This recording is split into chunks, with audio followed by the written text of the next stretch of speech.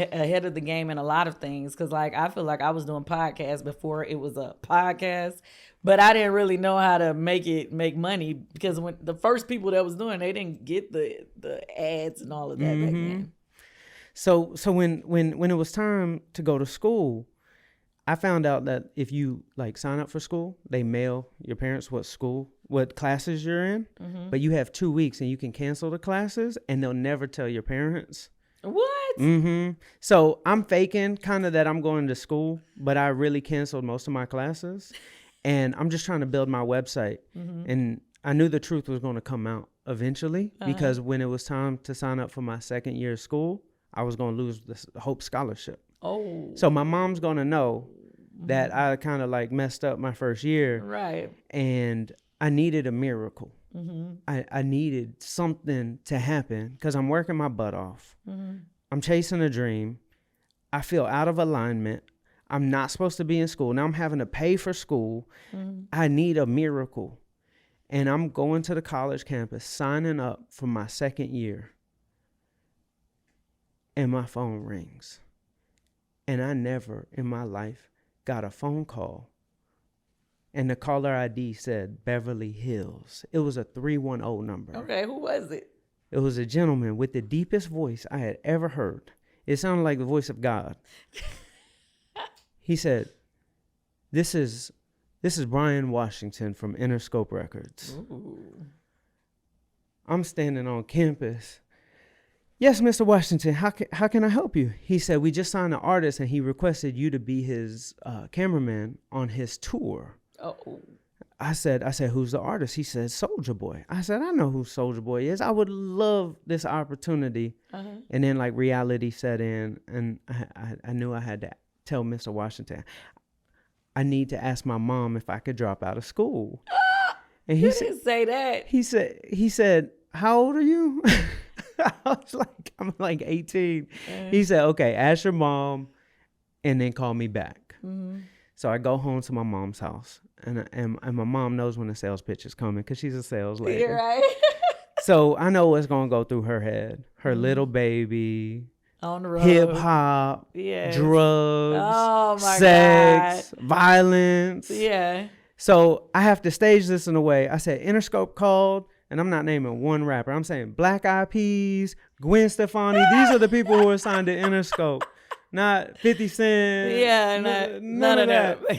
So my mom's always really believed in my dreams, but this was a lot different. Yes. Going on tour. And she was looking out the back window, the sliding glass doors, after I asked her. And she just stood there in silence. And she turned around and she said, when a door opens, you have to walk through it. She gave me her blessings to go on tour, but she said, you got to pay rent. so I said, why do I have to pay rent? I'm not even going to be. Your stuff is here, you got to pay rent. But my mom always instilled like this, like. Yeah, responsibility. Exactly. Yeah. So I'm on tour with Soulja Boy, and that was a big opportunity for me because I always knew I was going to be a successful businessman. And this is it. This is the big one. People are looking at me as if I've made it. My media outlet, Soulja Boy, has the #1 song in the country. I got to see what was humanly possible in a very short period of time. From the first date of tour, we're at the Rose in Montgomery, Alabama, with in a minivan. And 2 months later, we're with Kanye West in the Hugh Hefner suite, performing at the VMAs. And it's like, we got the #1 song in the country. He has the #1 album in the country. And it's like, this is possible. So as just a young man, I'm seeing like what's possible. Right. And I'm very inspired, but it wasn't an easy time in my life. So tell us about that. So first I want to preface, I'm very grateful for Soulja Boy giving me an opportunity. But I'm grateful for the good and the bad.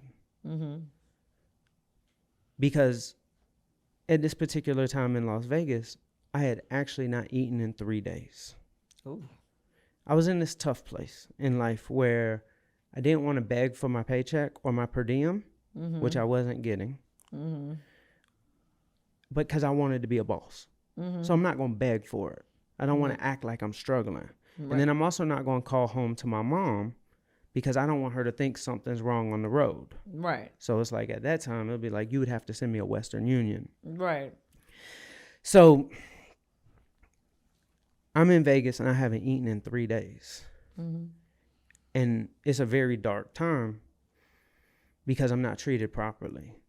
Mm-hmm. And Soulja Boy called me to his room. We're staying at the Bellagio. Mm-hmm. And he wanted to make a really like viral video. Mm-hmm. And he said, come to my room. I'm about to order some room service. And he ordered $1,000 worth of room service. Mm. And when he was done, there was so much food left over. I was excited. Mm-hmm. I said, I saw some chicken fingers, and I was like, can I get those? Because I'm hungry. Mm. I'm really, really hungry. And he said, yeah, have whatever you want. And then he got up and he spat on the food. And it was something that I had never witnessed before. Mm-hmm. But I'm very grateful for like these moments because it taught me how never to treat people like when they work for me. Yeah. And when I started a management company and whatnot, I made sure people were paid on time. So I'm very grateful. And he was just a kid. Mm-hmm. He was a kid. But I never wanted to kill somebody before in my life. And it was a very frustrating time. Yeah. But I always was told by my grandfather that presents are delivered in the dark. Mm. And in this time, I'm at the airport, leaving Las Vegas, and I'm sitting on the ground, and my head is in between my knees, and I'm just so hungry. And this lady, she walked up to me, and she gave me a $20 bill. She said, God told me to give this to you. Oh, wow. I've never experienced anything like this in my life. Mm. And I'm like, how did she know? Mm-hmm. And I went and bought a Subway sandwich. And shortly after this, on October 4th, 2007, I'm supposed to go to the airport for the DJ Fallon show. Mm-hmm. Not DJ Fallon, for the Jimmy Fallon show. Jimmy Fallon. And I didn't get the itinerary. Mm-hmm. And so the next morning, I just go to the airport because every morning we fly out. Mm-hmm. And I'm in the airport for about 4 hours and nobody's answering my phone calls. Mm. And I think I realized in that moment, like, I think I'm just fired. Like, ice machine. Very cruel way of being. They didn't even say anything. Nobody. Did you ever get the money that you were owed? I did get the money that I was owed. Okay, at least you got your money. because Soulja Boy was signed to a very reputable company, College Park Music. So it was like they did what was right. I was owed money, but it was very odd at the time. Like, I just didn't know I was fired.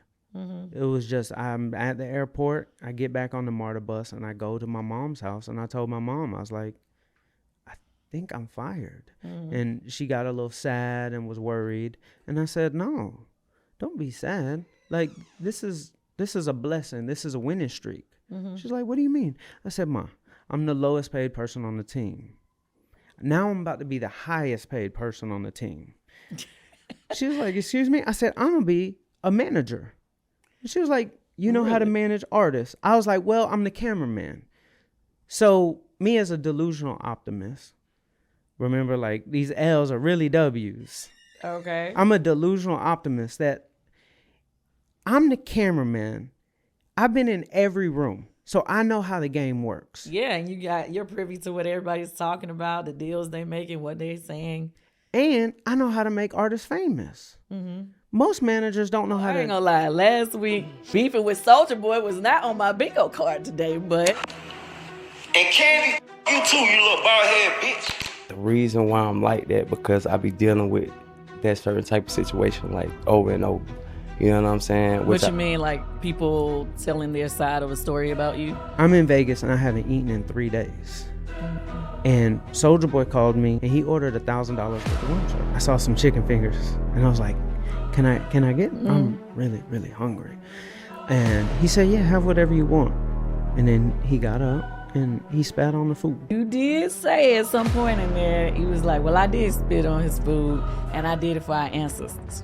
Like, I ain't say that. You do know people assume that you use drugs. I mean, You can't just be out here, man, talking aggressively to women on camera, dog. Now, let me tell you something. If you had not put that apology on the internet and I saw you in that airport, I would have cussed your ass out.